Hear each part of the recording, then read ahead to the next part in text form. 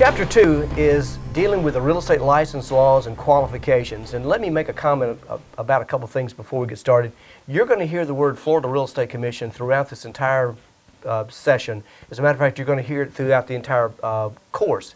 The Florida Real Estate Commission is made up of a group of folks, 7 people actually, that regulate our industry. You're also going to hear the word the Department of Business and Professional Regulation, or the DBPR. That's that large government agency that regulates all businesses throughout the state of Florida. Regarding caveat emptor is a concept that's through common law, and it basically says, let the buyer beware.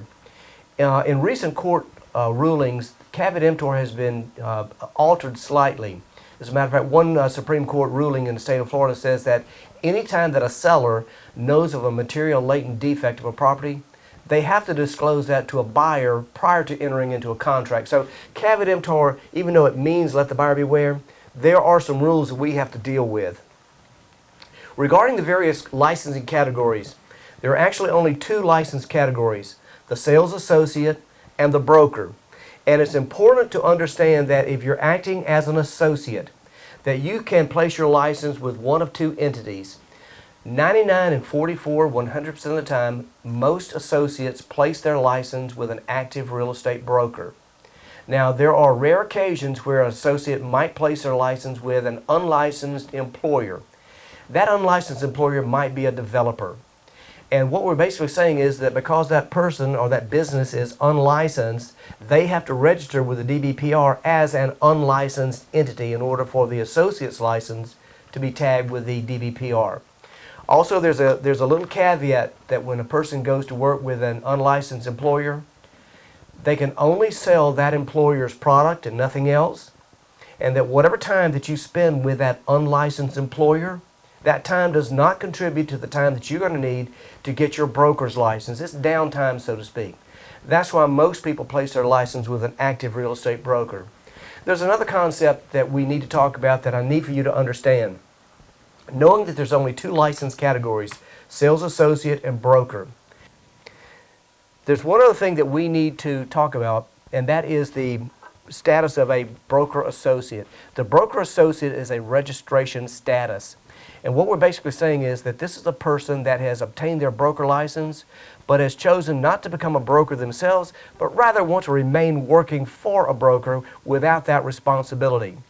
Matter of fact, right now with the state of Florida, I would have to think that 80% of all the brokers in the state of Florida are registered as broker associates. So remember, it's still a broker license, but they're registering as if they are an associate. So when you hear that word associate, you're going to be working for somebody else. As far as the general licensing provisions, I think there's a couple of key important things that we need to look at. One is you have to be at least 18 years or older. You've got to possess a high school diploma or the equivalent, which is a GED. You've got to be honest, truthful, trustworthy, and of good character. Obviously, that's going to be an important factor.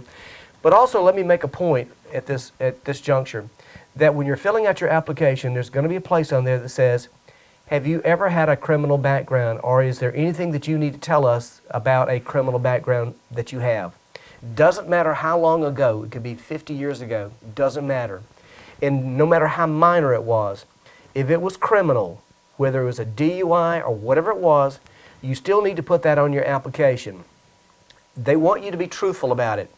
If you don't put it on there and they find it, there's a good chance that they're going to deny your application. In fact, I know they will. And what you're going to have to do is go and explain why you didn't put that on there. That's a red flag to the Florida Real Estate Commission. Anybody that doesn't want to tell about their past is a red flag. So let's make sure that we put that on there. As far as your application and the application process, as I mentioned earlier, you can go on our home page where it says state application.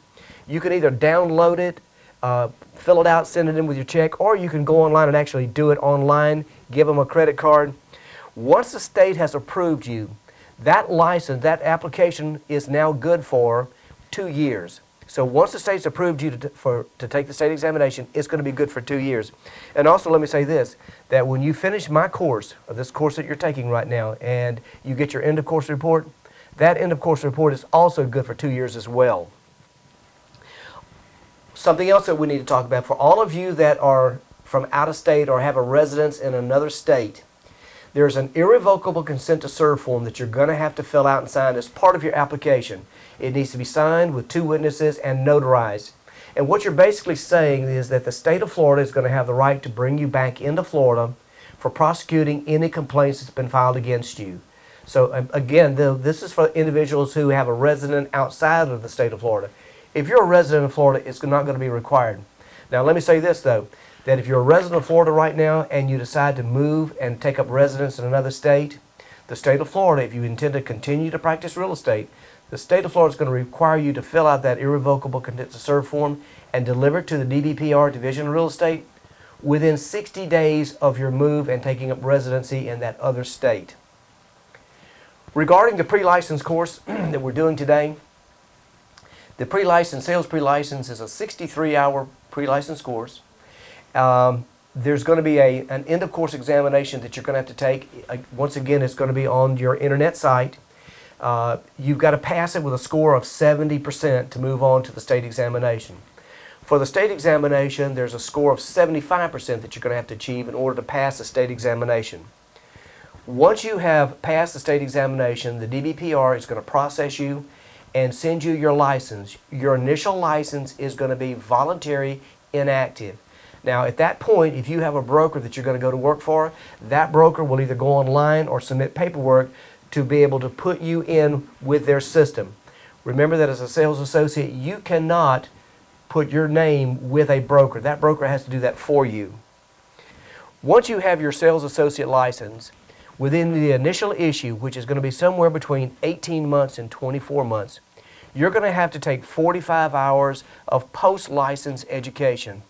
Our school offers the post-license education in 3 15-hour modules to make it easy for you, and it's all online.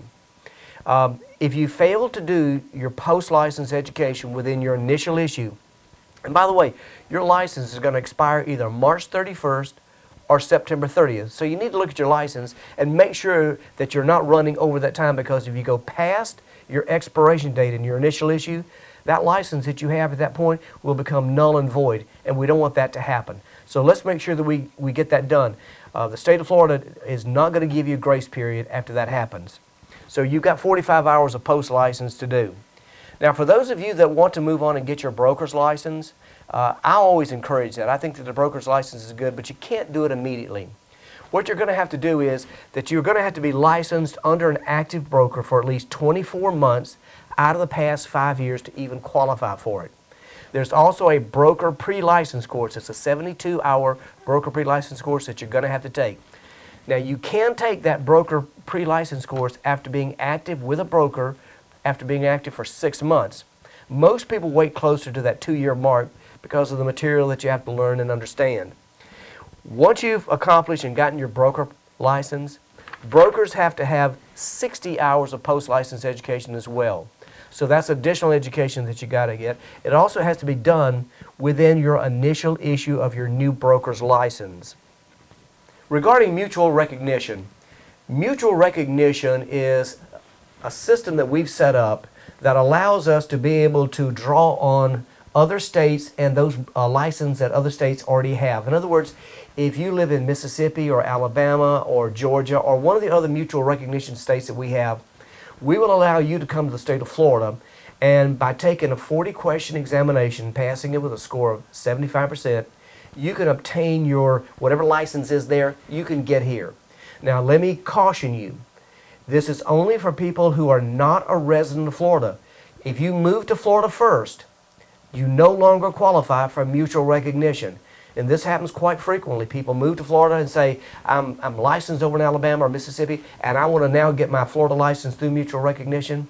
Sorry, because you've already moved here, you no longer qualify. Regarding continuing education, after you've cycled through your initial issue of your post-licensing, then you move into your continuing education. Continuing education for everybody is 14 hours. Let me say this, listen very carefully. During your initial issue, all you need is 45 hours of post-license or 60 hours of post-license, depending if you're a sales associate or broker. You do not need continuing education. Continuing education is totally separate from post-license education. You cycle through your initial issue first, then you kick into your continuing education, and it'll have to be done every 2 years for the rest of your life, regardless, unless you decide to let your license go. And that's either whether you're active or inactive. It doesn't matter. You still have to do that continuing education. And I'm going to explain a little later on that if you don't do your continuing education within the allotted time frame, that your license does not become null and void. It becomes involuntarily inactive. Now let's talk about the services of real estate. Anyone who performs any service of real estate in the state of Florida for somebody else and for compensation or mere expectation of compensation has to have a license. Now let me say this about compensation. Compensation can even be the reimbursement of expenses. It can be anything. So it doesn't have to be in a dollar amount. It can be anything. And what we're talking about when we're talking about the services of real estate, we're talking about buying, advertising, renting, selling, auctioning, leasing, and exchanging. Let me also say this. On the books, appraising is still a service of real estate, but again, licensees can't do appraisals unless we're state certified. Now, there are some exemptions to licensing, and I think that the easy way to remember exemptions to licensing is that typically people that are salaried working for owners are going to be exempt. For instance, if you are a person that's working for an apartment complex on site and it's the owner of the apartment complex, and as long as you're on a salary basis only and not being compensated on a per transaction basis, you don't need a license for that. The same thing with a condominium, that if you're working on site, if you're working for the condominium itself, and you're on a salary basis only, there's no license that's going to be required for that.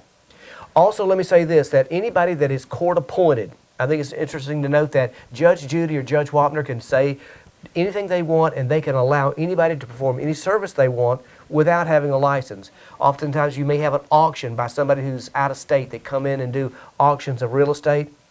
They don't have to have a license if they have been court appointed to that position.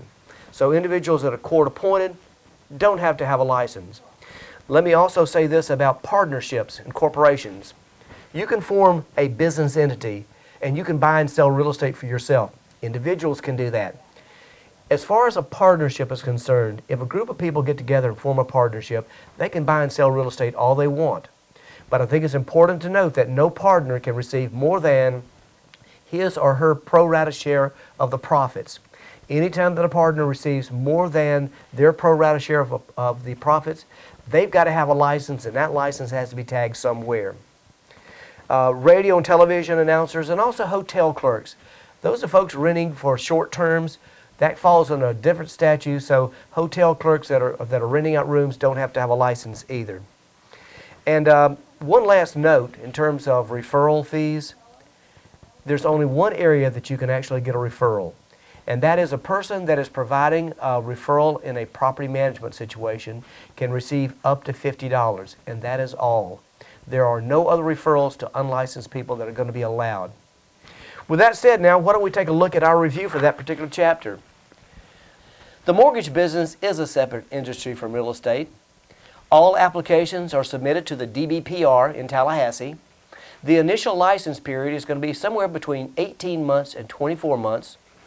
Mutual recognition only applies to applicants who do not reside in the state of Florida. Failure to complete the post-license educational requirements in a timely manner is going to cause your license to become null and void. The license is required if you perform any service of real estate in the state of Florida for someone else and for compensation. Remember, compensation can be anything of value or even the mere expectation. That is, thinking that you're going to be compensated. And that's the end of that chapter review.